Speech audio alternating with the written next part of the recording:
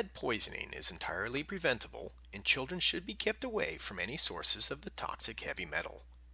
Children under the age of 6 years old are considered to be at high risk for lead poisoning because they are growing so rapidly and because they tend to put their hands or other objects, which may be contaminated with lead dust, into their mouths. Many parents may not realize that some toys may contain lead. Although there are regulations in the United States to protect children from lead in children's products, some toys that have been made in other countries and then imported into the United States, or antique toys and collectibles passed down through generations, may put children at risk. The Centers for Disease Control and Prevention shared the following about two aspects of toy manufacturing that could expose children to lead. They include paint. Lead may be found in the paint on some toys. Lead was banned in house paint, on products marketed to children, and in dishes or cookware in the United States in 1978. But it is still widely used in other countries and therefore could still be found on some imported toys that make it to the US.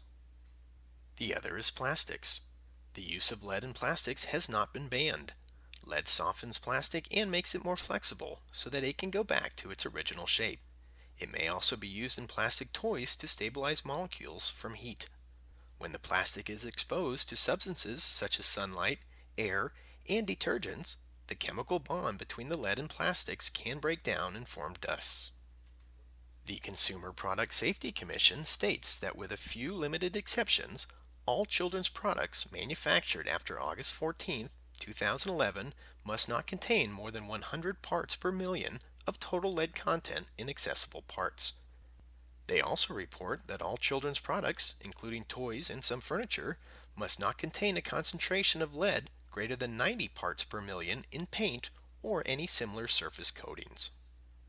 For parents concerned about imported toys or those manufactured before current regulations were put in place, there are lead testing professionals and certified laboratories that specialize in identifying lead and other hazardous materials.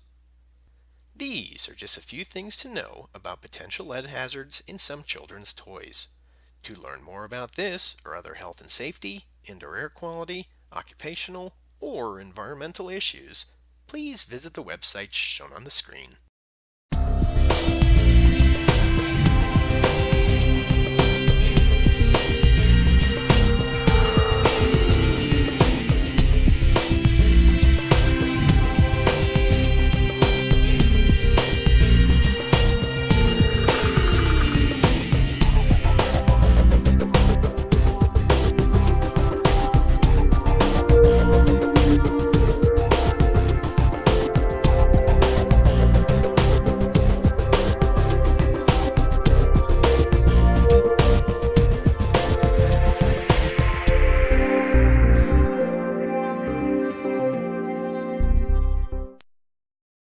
IAQ TV, the place to be.